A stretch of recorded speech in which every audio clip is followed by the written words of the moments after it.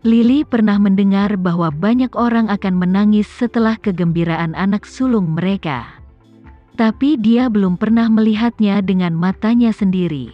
Tadi malam, dia menangis kesakitan, tapi Juna menangis karena gembira dan senang. Dia sangat kesakitan hingga hampir kehilangan nyawanya. Namun, Juna masih menangis bahagia. Bagaimana mungkin Lili tidak mengeluh padanya? Namun, dia hanya melampiaskannya tanpa berpikir panjang. Dia sebenarnya tidak kesal pada Juna. Sebaliknya, dia sangat mencintainya tetapi dia tidak mau mengakuinya. Syukurlah, Juna sudah mengenalnya selama bertahun-tahun dan mengenalnya dengan sangat baik, jadi dia akan selalu membiarkannya melakukan apa yang diinginkannya. Dia adalah istrinya pada akhirnya. Jika dia tidak peduli dan mencintainya, siapa lagi yang akan melakukannya? Juna memaklumi sikap Lili selama ini. Dia tahu betapapun marahnya Lili, dia akan baik-baik saja dalam waktu singkat. Putri Bramasta tersenyum dan melanjutkan, "Lili, ingat, kamu adalah seorang ibu sekarang. Jadi ketika kamu berbicara dengan anakmu di masa depan, kamu harus menghormati ayahnya juga." Lili cemberut, dia malah tidak peduli. Jadi kenapa harus? "Suster, bisakah Anda membawa bayinya kembali untuk beristirahat?" Juna tiba-tiba berbicara, dan dia terdengar sedikit marah. Lili kembali menatapnya dan langsung berubah menjadi wajah tersenyum. "Oh ayah, aku hanya bercanda dengan putri. Jangan marah." Juna tidak mengatakan apapun. Lili menarik ujung kemejanya. "Juna, tolong biarkan bayi itu tinggal di sini lebih lama lagi. Selama dia tinggal bersamaku lebih lama lagi, aku berjanji pasti akan mengubah kebiasaan burukku." Juna menepis tangan Lili dan berkata, "Kamu sudah berjanji dengan perawat, dan apakah kamu berencana mengingkari janjimu sekarang?" Bayi tersebut masih bayi baru lahir dan sistem kekebalan tubuhnya sangat lemah. Pihak rumah sakit perlu menjaga bayi tersebut di ruangan khusus selama 2 hari pemantauan. Setelah daya tahan tubuh bayi semakin kuat, ia kemudian akan dipulangkan bersama ibunya. Lili mencoba memohon, tapi tidak ada tapi. "Perawat, tolong bawa bayinya pergi." Jarang sekali Juna bersikap begitu dominan terhadap Lili. Lili tidak suka melihat sisi Juna yang seperti ini. Dia meraih bantal di sisinya dan melemparkannya ke arah Juna. "Juna, kamu keluar dari sini." "Lili, jangan." Putri Bramasta meraih tangan Lili dan berkata, "Juna melakukan ini demi kebaikanmu sendiri. Kalau dia tidak bersikeras memprioritaskan kesehatan anak hari ini, bagaimana jika bayinya sakit? Kamu akan benar-benar menangis dan sedih saat itu. Dia hanya tidak peduli padaku. Lihatlah Randy, kemanapun kamu pergi, dia akan mengejarmu. Dia akan diam di sisimu. Sekarang lihat Juna, aku selalu mengikutinya. Dan dia tidak pernah mendengarkanku. Kapan aku sudah keluar, aku harus mencoba melarikan diri dari rumah dan melihat apa yang akan dia lakukan." Lili sengaja mengatakan ini pada Juna. "Lili, apa menurutmu begitu?" Juna terdengar sangat marah. "Sayang, aku hanya menggoda. Jangan dianggap serius." Lili tahu dia sudah keterlaluan, jadi dia memegang tangan Juna dalam diam dan meminta maaf dengan penuh kasih. Juna menanggung omong kosong Lili atas semua ini bertahun-tahun. Dia akhirnya tampak lebih tenang dan dengan lembut memeluk Lili. "Kamu sekarang seorang ibu, bagaimana kamu masih bisa bersikap kekanak-kanakan seperti itu?" "Karena aku punya kamu, jadi aku bisa melakukan apapun yang aku mau," kata Lili dengan bangga.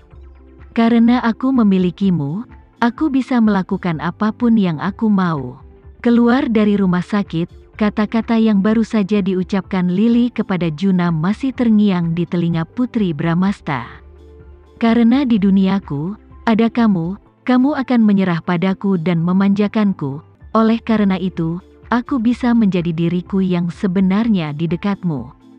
Ini bisa jadi gambaran sebenarnya dari hubungan Lily dan Juna. Di masa lalu, Putri Bramasta pernah mendengar orang berkata bahwa 500 tahun kebajikan di kehidupan sebelumnya hanya dapat ditukar dengan pertemuan singkat di kehidupan ini. Dua orang bertemu di lautan luas manusia dan menjadi suami istri. Berapa 500 tahun yang mereka habiskan untuk berbuat baik di kehidupan sebelumnya agar mereka bisa hidup bersama dan menjadi tua bersama?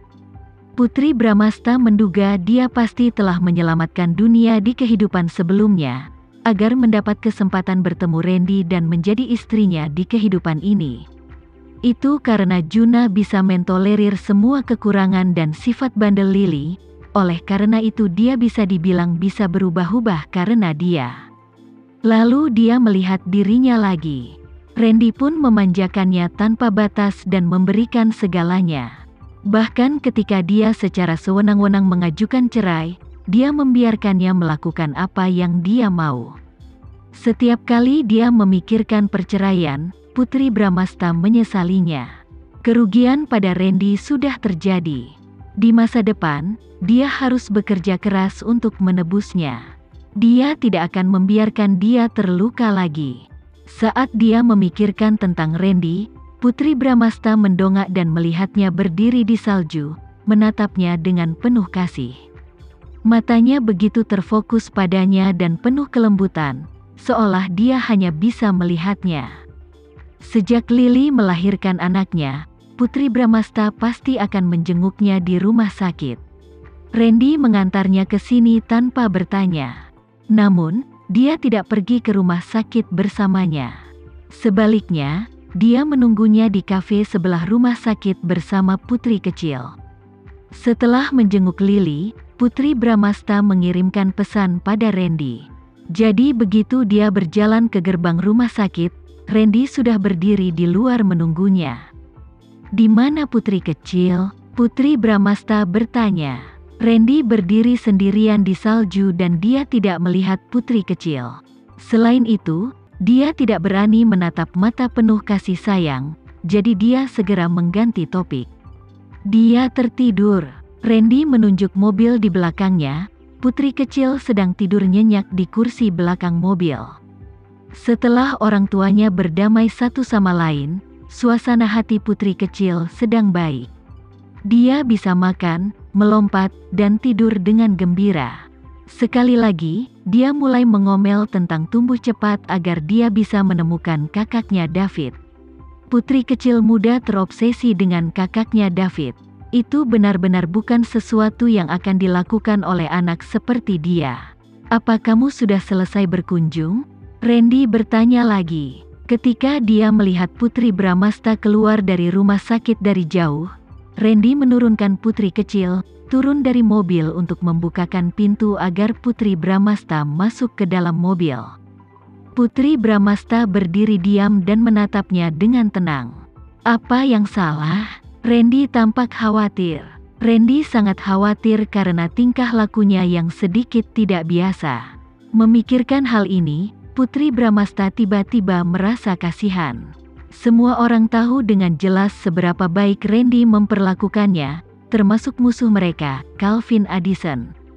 Dia satu-satunya yang tidak mengerti. Calvin Addison telah mengancamnya untuk meninggalkan Randy karena dia ingin memanfaatkannya untuk menghancurkannya. Namun, dia telah jatuh ke dalam perangkap Calvin dan mengusulkan perceraian, yang telah sangat menyakiti hati Randy. Randy adalah orang terakhir yang ingin dia sakiti, namun karena kebodohannya, dia telah menimbulkan akibat yang serius. Ketika Randy mendengarnya menyebutkan tentang perceraian, hatinya pasti sangat sakit. Namun, dia pikir dia tidak sabar untuk berpisah darinya. Putri Bramasta menjawab, "Randy." Randy mengangkat alisnya dan bertanya dengan cemas, "Ada apa?" "Aku minta maaf." Dia berkata lagi, "Putri, apa yang ingin kamu lakukan?" Mendengar kata "maafkan aku" dari Putri Bramasta, mata Randy menjadi gelap. Dia tampak dingin dan menakutkan. "Aku hanya ingin minta maaf padamu." Dia berutang terlalu banyak permintaan maaf padanya. Butuh waktu sepanjang sore baginya untuk meminta maaf, tapi dia tidak bisa diam saja. Putri, aku sudah bilang sebelumnya, jika kamu berani main-main lagi, jika kamu tidak berdiskusi denganku ketika kamu menemui masalah, aku akan membuatmu belajar, kata Randy dengan kejam, dan dia mengepalkan tangannya. Waktu yang sama, Randy, aku tidak akan melakukannya lagi. Putri Bramasta mengedipkan kembali air matanya. Dia memberinya senyuman cerah dan berkata, aku akan mendengarkanmu mulai sekarang. Putri, ingat apa yang kubilang padamu. Randy mengambil kesempatan itu untuk memeluk Putri Bramasta dan menepuk punggungnya.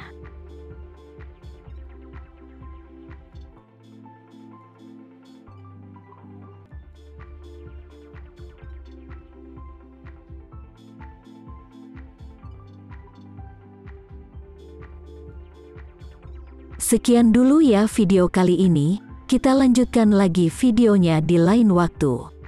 Oh iya, bagaimana menurut kalian? Semoga bisa sedikit menghibur kalian semua. Untuk teman-teman yang baru nonton, jangan lupa subscribe ya, hehehe. Dan kalau teman-teman ada yang ingin gabung langganan, bisa langsung gabung saja untuk dapat fitur yang menarik dan sedikit membantu Mimin. Terima kasih banyak sudah menonton, sampai jumpa lagi, bye.